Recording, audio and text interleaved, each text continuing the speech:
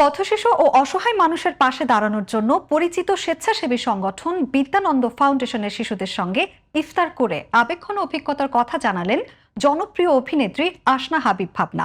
এই নিয়ে বিস্তারিত থাকছে এবারের আয়োজনে।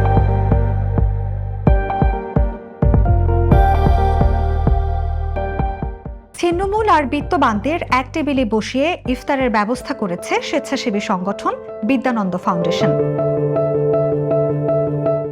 রমজান মাসে বিদ্যানন্দের আমন্ত্রণে জনপ্রিয় অভিনেত্রী ভাবনা অংশ নেন শিশুদের সঙ্গে এক আন্তরিক ইফতার আয়োজনে।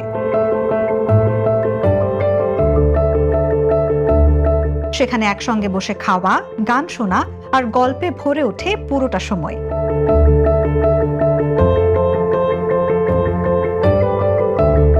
শিশুদের ভালোবাসায় মুগ্ধ হয়ে ভাবনা বলেন, এই ইফতার ছিল তার জীবনের সেরা ইফতারগুলোর একটি। বিদ্যানন্দ তো সবসময় সুবিধাবঞ্চিত বাচ্চাদেরকে নিয়ে কাজ করে যাচ্ছে এবং 1 টাকার আহার এটা নতুন কিছু না। প্রতি ইফতারিতেই আমরা এই সম্পর্কে জানি। গত বছরও আমি এসেছিলাম। গত বছর আমি প্রথমবার এসেছিলাম।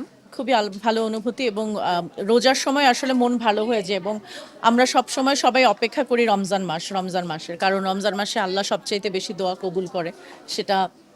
সেটার জন্য মনে হয় যে আচ্ছা রমজান মাসটা কখন আসবে এবং কখন আসলে আল্লাহর কাছে অনেক দোয়া চাইবো। আর একটা শান্তির মাস, আপনি দেখবেন যে এমনিতে একটু শান্তি লাগে রমজান মাসে। শুধু ইফতারই শেষ নয়, বিদ্যানন্দের শিশুরা ভাবনার সঙ্গে ছবি আঁকতে চাওয়ায় ঈদের পর 2 থেকে 3 দিনের একটি চিত্রাঙ্কন সেশন আয়োজনের পরিকল্পনাও করেছেন তিনি। ছোটবেলার রোজার মেমোরিজ হচ্ছে, আমি তো পুরান ঢাকায় বড় হয়েছি, আমার নানির বাসা পুরান ঢাকায়। সো পুরান ঢাকার বিষয়টা একেবারেই আলাদা। যারা পুরান ঢাকার আছে তারা জানে যে পুরান ঢাকায় আসলে আমরা শুধুমাত্র নতুন ঢাকায় আমরা ফ্ল্যাটে ইফতার করি, পুরান ঢাকায় কিন্তু এরকম না। পুরান ঢাকায় সব ভাড়াটিয়ারা, বাড়িওয়ালারা সবাই একসাথে হয়তো আজান দিতেছে, সবাই একসাথে এত বড় বলের মধ্যে মুড়ি মাখাচ্ছে, সবাই একসাথে খাচ্ছে।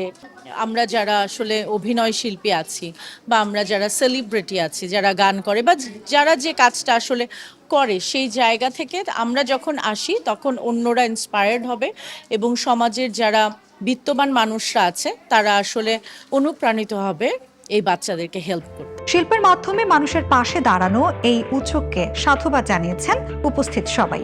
শিল্প দিয়ে মানুষের জন্য কিছু করতে পারার চেয়ে সুন্দর আর কিছুই হতে পারে না। মানবতার আলো ছড়িয়ে দিতে এমন উদ্যোগই আমাদের সমাজকে আরো সুন্দর করে তোলে। বিদ্যানন্দের শিশুদের সঙ্গে এই ভালোবাসার গল্প যেন ছড়িয়ে পড়ে সর্বত্র।